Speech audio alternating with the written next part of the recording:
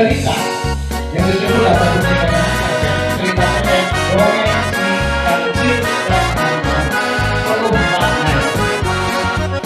Cerita pendek dongeng si kecil dan penyimak itu simpan dalam hati ataupun di otaknya, diserap baik-baik supaya apa? Itu cerita ada makna seperti yang judulnya di atas, cerita pendek dongeng si kancil dan harimau penuh makna. Coba lihat yang di depan. Hari si kancil bertemu dengan harimau ketika sedang bermain di pegunungan tanpa ragu. Sang harimau, sang harimau mengira si kancil akan bisa menjadi makan siangnya yang lezat, katanya. Makan siangnya yang lezat.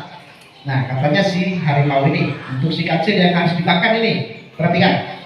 Namun si kancil rupanya telah melihat. Nah, si kancil rupanya telah melihat penampakan harimau dan berpura-pura kepala, wajah, tubuh dan kaki kamu semuanya begitu sempurna dan tidak ada tandingannya di hutan ini. Sayangnya, katanya si kancil dan merasa ucapannya tadi benar.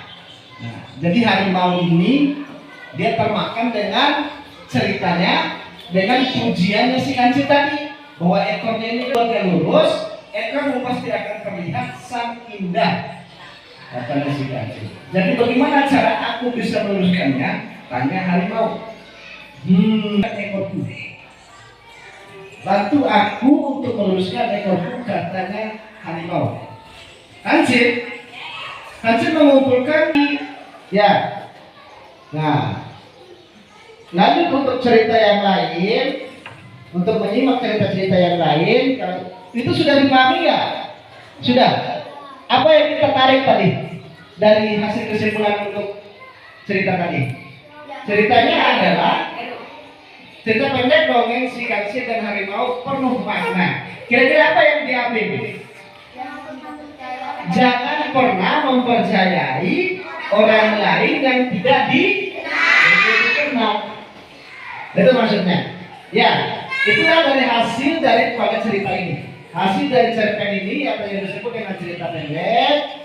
Nah, cerita pendek dongeng si kecil dan harimau penuh makna. Itulah maknanya. Maknanya adalah jangan mudah mempercayai orang lain yang tidak kita kenal. Lebih-lebih nih, kita ini jauh orangnya. Ada yang di karang kapur, ada yang di bulu jonggat, semuanya. Ayo duduk.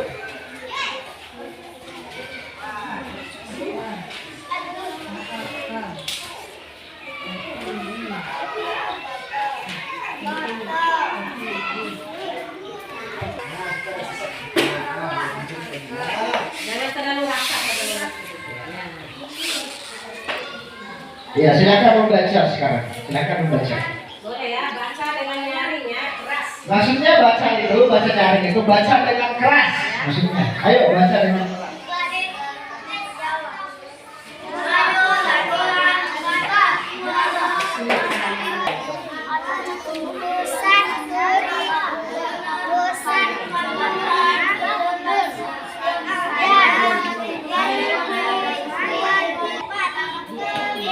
Baca keras ya.